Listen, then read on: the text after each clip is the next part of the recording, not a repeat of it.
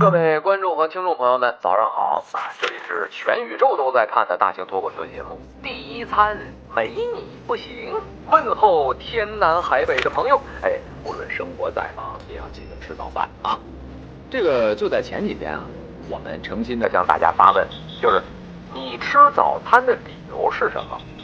怎么说呢？收回的答案里五花八门啊！有同学说，吃早餐是把我从闷在被窝里抓出来的，灵魂抓手。不得不说，这个同学是个狠人啊。总而言之呢，吃早饭非常重要。这一点呢，在历史上是早有论证。不信，我说给你听。你比如说啊，这个，1919年有一个15岁的少年，考入清华大学。这个年轻人才华应该说在清华园也是叱咤风云。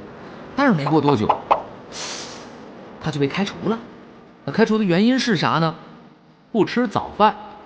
对，您没听错，就是不吃早饭。这个年轻人就是诗人朱襄。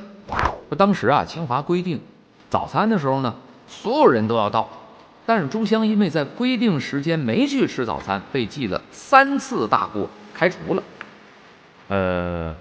咱们再说一件吃早饭的好事儿。大作家萧红一般他不吃早饭。有一天啊，他在原上海法租界的拉都路上一个早餐摊儿，就是现在上海市徐汇区的襄阳南路，他买了一根炸油条。那现在炸油条咱这都拿塑料兜啊什么的给装着，那个时候那油条都拿废纸包着的。萧红拿着这个包着油条这纸走着走着，打开一看，直接一个好家伙，竟然是什么呢？竟然是鲁迅翻译的俄国小说《死魂灵》的原稿。这要是搁到现在，就这张原稿，我跟您说，够您吃一辈子油条的。嗨，不好意思啊，跑题了。现在接下来马上即将紧急插播一条消息，朋友们，这个由哔哩哔哩出品的纪录片《第一餐》在9月19号中午12点就要播出了啊！等了1年的时间，终于是上线了。非常抱歉，我已经私下看过，内容呢，是非常的精彩。这个不光讲述了各地五花八门的早饭，更有人间小爱、家国情怀。你比如说，热干面是怎么跟武汉血脉相关的呀？